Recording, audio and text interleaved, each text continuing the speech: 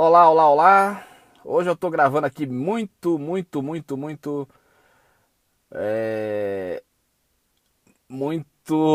Fugiu a palavra agora.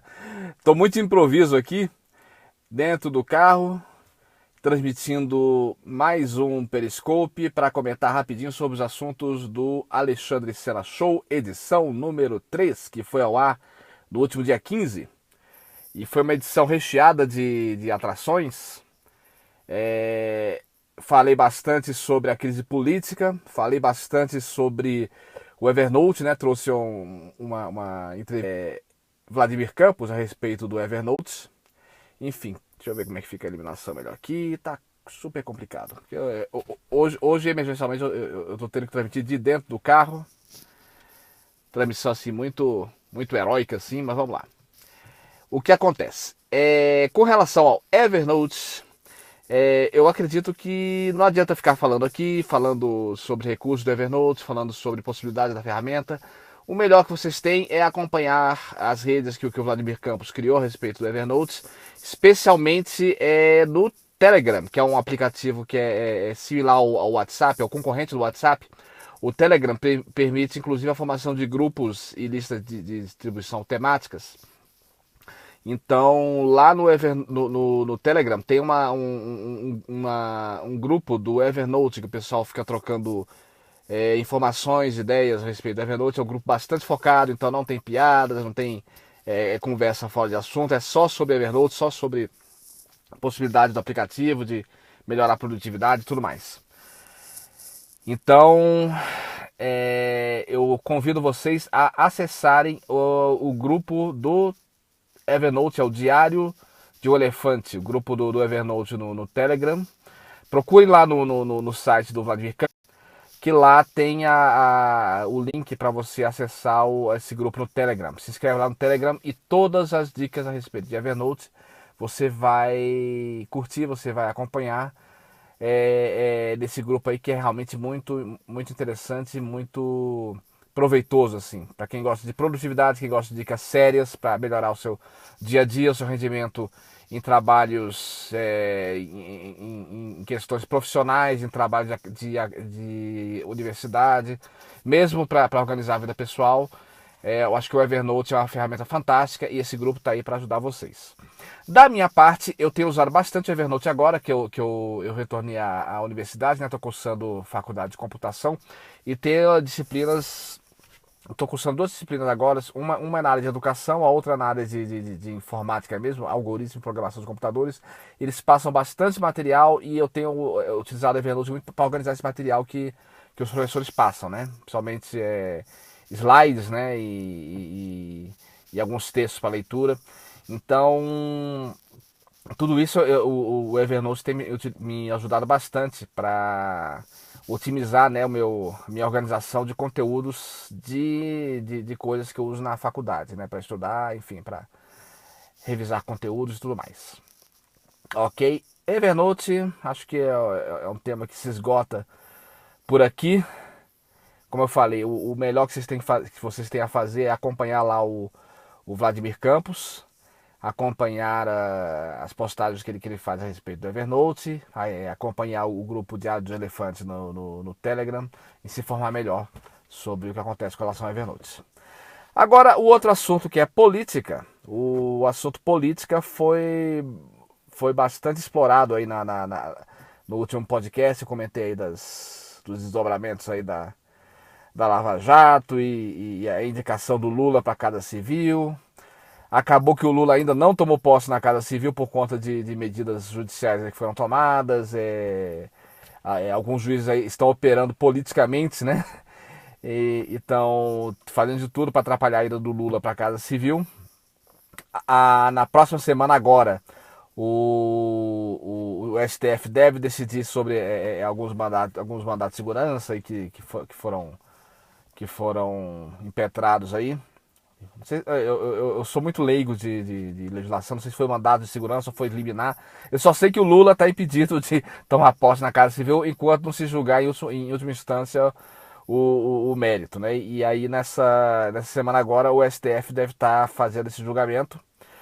O STF já sinalizou que, por exemplo, no caso das investigações da Lava Jato, elas devem correr em foro privilegiado. Então, tudo que se refere ao Lula na Lava Jato sai da esfera da primeira instância lá do juiz Sérgio Moro lá em Curitiba e passa para o STF. O ministro Teori Zavascki decidiu isso agora nessa semana.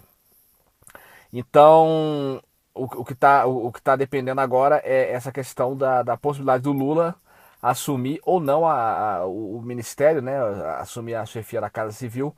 E eu acredito que ele vai assumir. Isso não livra a Dilma de um processo de impeachment, porque muita gente está achando que o Lula vai ser a salvação da Dilma. Eu não concordo com isso. Eu acho que a ida do Lula para a Casa Civil só livra a pele do Lula, que aí impede uma eventual prisão dele. E mesmo que ele fosse preso, eu vou ser bem sincero, a prisão do Lula acabaria beneficiando o próprio Lula, porque o PT sabe muito trabalhar com essa questão da vitimização, né? Então o Lula preso seria, digamos, como Mandela preso, sei lá, como Martin Luther King preso. O PT ia muito trabalhar essa questão da vitimização do presidente Lula, né? Agora, com relação a Dilma, eu acredito que a ida do Lula para a Casa Civil não vai alterar em nada a questão do processo de impeachment. Acho que a questão do impeachment é uma questão política, por mais que o Lula seja bem relacionado, tenha trânsito, tenha capacidade de articular junto aos congressistas, né, no deputados e senadores no Congresso Nacional. Eu acho que a situação da Dilma está tão grave que não tem muito o que fazer. O Ícaro entrou agora, acho que foi o Ícaro Teixeira, obrigado por estar acompanhando aqui. Esse periscópio está sendo feito muito improvisadamente, porque eu tive que gravar aqui dentro do carro, aí arrumei a iluminação do carro, arrumei uma iluminação aqui de outro smartphone que está bem na minha cara a luz aqui para dar um pouquinho de visibilidade. Acho que pelo menos vocês conseguem me ver e ouvir bem. Mas a questão é que... Abraço, Ícaro. Obrigado por estar acompanhando. A audiência aqui do meu Periscope não é lá essas coisas ao vivo, mas ela melhora bastante nas reprises que eu coloco, tanto aqui no Periscope quanto no Clout, né, que é a ferramenta auxiliar ao Periscope, e também no YouTube eu coloco vídeo também. Mas como eu estava falando, eu acredito que essa questão do Lula ir para a Casa Civil só salva a pele do Lula, vai impedir do Lula ser preso. Com relação a Dilma é outra questão. Eu acho que do jeito que estão as coisas atualmente, e até com a Câmara muito empenhada em apressar o rito do impeachment, eu vou ter que fazer coro a muita gente que está dizendo que o governo Dilma só dura no máximo 100 dias, talvez até menos que isso. Então, eu acredito que o impeachment é uma coisa meio irreversível assim. A sociedade está pressionando, por mais que o PT e a CUT façam manifestações a favor do governo, enfim, como resposta ao movimento pró-impeachment. Eu acredito que a voz das ruas está sendo muito mais forte a favor do impeachment. O Congresso é muito sensível a isso. E eu acho que o governo Dilma realmente está com os dias contados. Alguns falam que 100 dias, eu acredito que dure menos. Eu acho que, independentemente da continuidade ou não do governo Dilma, o Lula ainda é um candidato forte para 2018, vai depender muito do desenrolar aí das investigações da Lava Jato. Evidentemente, o juiz Sérgio Moro está atuando como um operador político nessa questão aí, com o apoio de parte da opinião pública, com o apoio de grande parte da mídia, né? E eu acredito que o Lula vai ter um desafio muito grande aí para se viabilizar como candidato em 2018. Agora, quem está torcendo pela prisão dele e tudo mais, eu sinceramente, eu não acredito que ele vai ser preso.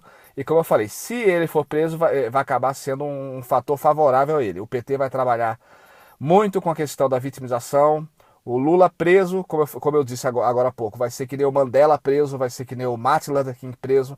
Então, para os opositores do Lula, eu até recomendo não torcerem para a prisão dele, que a prisão dele vai ser a glória dele, vai ser a reeleição política dele, e ele vai vir com força em 2018, porque ele não vai ficar preso para sempre, ele tem advogados bastante bem pagos e bastante safos para defendê-lo.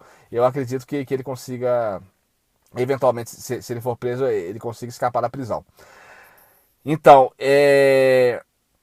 com relação a Dilma, como eu já falei, eu acredito que ela não dure, o mandato dela não vai até o fim do ano. Acho que não vai nem até o fim desse semestre. No Twitter, inclusive, eu apostei que o mandato dela acabaria antes da realização das Olimpíadas. Antes da Olimpíada acontecer em agosto, a Dilma já vai estar fora. Vamos ver se eu estou certo ou não nesse prognóstico. Mas eu acredito que um eventual governo Temer não vai operar nenhum tipo de milagre na economia. Acho que o Temer vai ser muito mais para acalmar o cenário político do que para trazer melhorias no cenário econômico. A situação econômica do Brasil, e isso é decorrente não só das políticas implementadas pelo PT, mas também do próprio cenário internacional, com crise nas commodities e tudo mais. Eu acredito que o cenário econômico ainda vai estar ruim, pelo menos até 2020. Eu sou realmente pessimista, eu acredito que nós estamos novamente numa década perdida, assim como foi a década de 80. Essa década de 2010 para a economia brasileira está sendo uma década perdida. E, enfim, a gente vai ter que fazer aquela política do feijão com arroz, né? E ir administrando a economia para evitar a hiperinflação, para evitar um aumento na recessão. Mas, assim, crescimento econômico mesmo, eu acredito que vocês podem tirar o cavalo da chuva, pode esquecer que é só para 2020, independentemente de quem esteja na presidência. Seja o Lula, seja o pessoal do PSDB, seja a Marina. Melhoras na economia brasileira, acho que só a partir da próxima década. Bom, eu tô com o braço meio cansado. Esse periscópio foi feito muito no improviso. Além de eu estar sem iluminação, eu tô aqui na casa da minha mãe. Normalmente eu fico na casa dos fundos e lá o sinal do Wi-Fi é péssimo. Então eu acabei vindo aqui para a garagem onde o sinal do Wi-Fi é melhor. Aí já que eu tô na garagem eu preferi transmitir dentro do carro.